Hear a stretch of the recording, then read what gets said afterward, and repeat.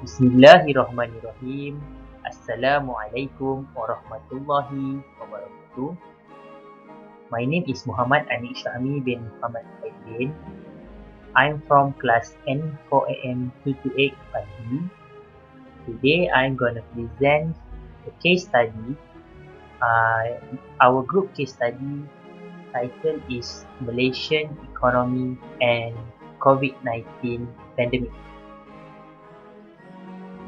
The first question in our case study is explain the effects of stimulation handout provided by the government during MCO. Okay. The first effects of stimulation handout provided by the government during MCO is help to relieve the financial strain of small and medium-sized enterprises and ensure that people continue to get work.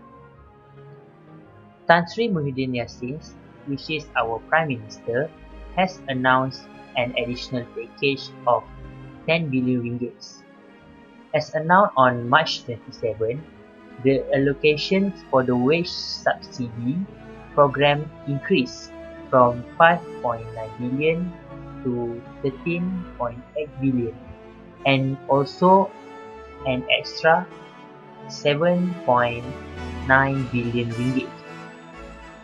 And all the enterprises with local employees receiving 4,000 ringgit and below may offer wage subsidy assistance under the additional initiative. The second point is the capacity of the Ministry of Health Malaysia can be enhanced. The government would channel an additional budget of 1 billion ringgit to buy equipment and facilities to fight COVID-19, including the procurement of medical resources from the private health services in order to further improve the capability of the ministry.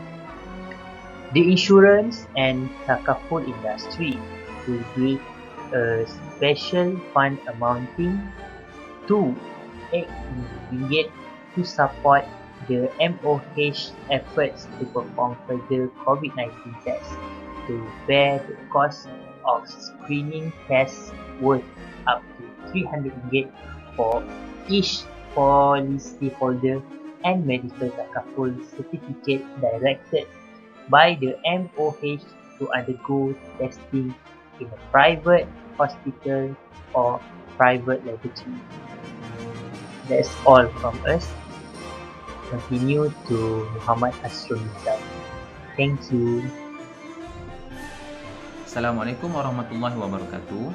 My name is Muhammad Hasrul Nizam bin Tajri and I will continue this presentation, which is the effect of stimulation handout provided by the government during the movement control order. The next point is reduce the burden of the affected party in terms of their sources of income. The National Caring Assistance, which is a one-off cash grant with an allocations of nearly 10 billion ringgit, will be provided by the government and will also be channeled to the M40 group for the first time. This include private employees such as Felda, farmers, fishermen, small traders and all those belonging to and below the M40 community. Firstly, 1,600 ringgit to almost 4 million household with a monthly income of 4,000 ringgit and below. Secondly, 1,000 ringgit to approximately 1.1 million household who receiving salary more than 4,000 to 8,000 ringgit. Thirdly, 800 ringgit to 3 million single individuals aged 21 and above and 2,000 ringgit and below of their monthly salary. The last is 500 ringgit to 400,000 singles individuals who have a monthly income of more than 2,000 to 4,000 ringgit and their age is 21 and above. This can give benefits to the people to survive their life during the movement control order. The last point is IPTA students get a conducive learning environment with online teaching and learning approach. The Ministry of Higher Education allocated 24 million ringgit to 320,000 and 396 students from category B40 for data plan assistance.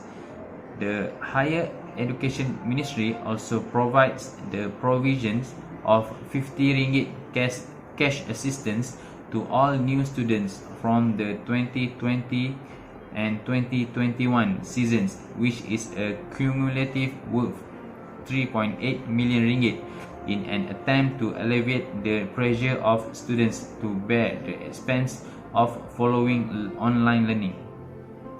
IPT students are assigned a total of 8,965 units of advanced laptop device under the targeted P40 group. 5,965 students would receive laptop assistance free of charge. In addition, a total of 2,700 students will receive assistance of the same purpose in the form of cash grant, while a total of 300 students will receive financial loan assistance at a special price to own the appropriate laptop. That's all from me. Thank you. Assalamualaikum warahmatullahi wabarakatuh. Hello everyone. My name is Muhammad Akizakwan bin Amir.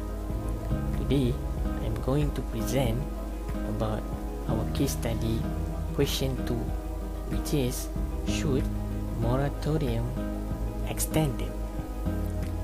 Let's go. Before we move to the point, let's briefly explain what is actually moratorium. Okay, first, according to BNM, Bank Negara Malaysia has ordered all banks in Malaysia to grant an automatic 6-month moratorium on loan and financing repayment effectively on the 1st April 2020. The moratorium is a temporary prohibition of an activity. In this context, the moratorium means the individuals and the small medium enterprises which business will be able to delay the payments of loans, including the home loans and the hire purchases, for a period of 6 months. However, this does not include the credit card. Okay, that is the briefly about moratorium. Okay, let's move to the question. Should we extend or not the moratorium? We choose yes. Why? Let's jump to the first point. First, why it should be? Because it reduces the financial stress. Why? The moratorium reduces the financial stress that burdening people who lost their job during this hour of pandemic. Based on the statistic in the article stated that the uprising in unemployment rate which from 4.9% to 5.3% in June 2020. This will surely affect the people who lost their sources of income. Financial stress is one of the most factors that contributed to the anxiety and also depression. We look at on the example, those families who live in urban areas, especially in Selangor, who income less than 5,000 ringgit will totally be affected. Based on the studies by Sophia Papa 2020 stated that over 70% agreed that their level of anxiety increased during COVID-19.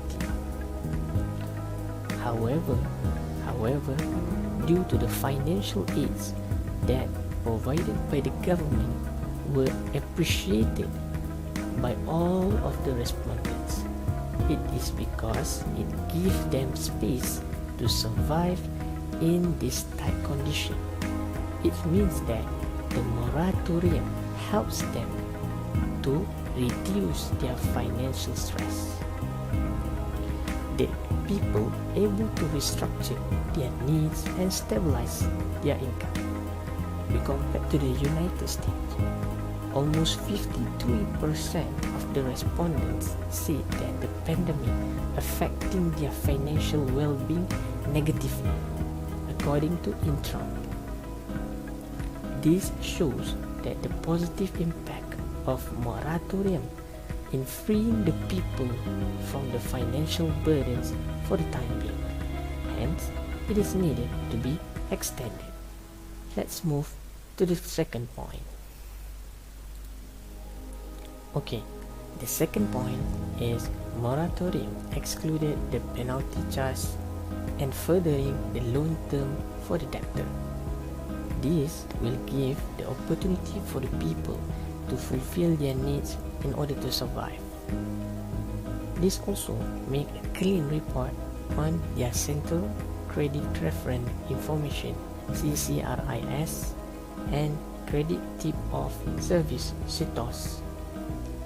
Clean record will avoid them from being blacklisted. Blacklisted will prohibit them from doing loans, another loans, applying for financial aids, and so on. Based on the statistic given in the article, said that the consumption during this hour reduced to 18.5% due to the COVID-19. This will totally affect the economic cycle of the country. Let me use example. When the people start to save money rather than spending it, the gross domestic product will be decreased. It provides bad impact to the economy as the higher consumer consumption will provide higher confidence in the economy sector, especially for the government and investor. When consumer or the people reduce their spending, it will lead to oversupply than the demands of the goods. This will make the producer gaining loss rather than gaining profits. Then it will lead to the organization or any business to downsize the people and the unemployment as the organization cannot sustain their labors.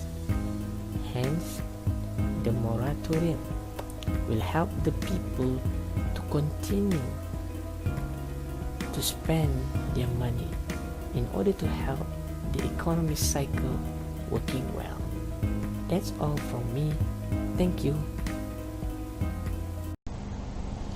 Bismillahirrahmanirrahim. Assalamualaikum warahmatullahi wabarakatuh.